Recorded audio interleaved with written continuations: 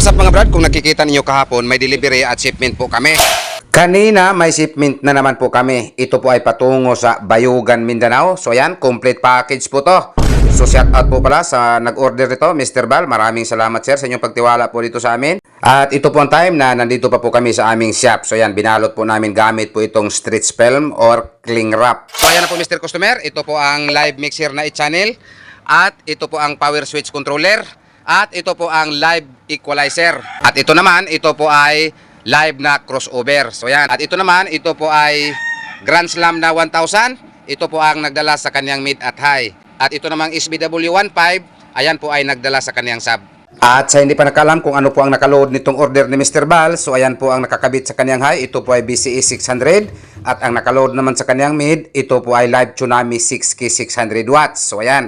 At ang nakaload naman itong kaniyang sub, ito po ay Live Pro 15 at 1.5. So ayan, napakatigas po ko na itong kaniyang sub mga brad dahil ito po ang tinatawag nila na carbon fiber. So ayan na po Mr. Bal, ito po ang mixer. So ayan, linagay po namin dito. Kayo na lang po ang mag-dismantle nito.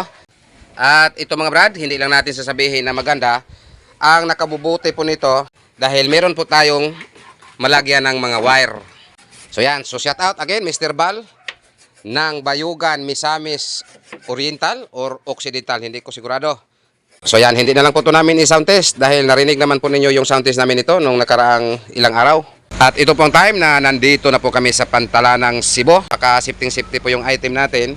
Ayan, kung makikita ninyo, pinapaniguro po natin na hindi po ito malaglag dahil hindi po natin alam ang mag-handle nito pagdating dyan. Kaya pinaniguro po natin na hindi po malaglag dahil loaded na po to.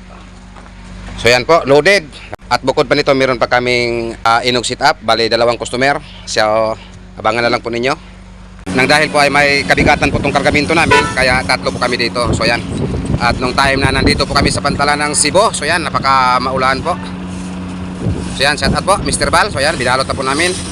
So yan, medyo maulan po. Nung time na nagshipping po kami nito. Basta speaker box ang iskutan, aba, dito ka na sa MCV Cebu Box Maker with contact number 0923-375-3232 or 0916-274-0287 o unsay ginahalat nimo, karina!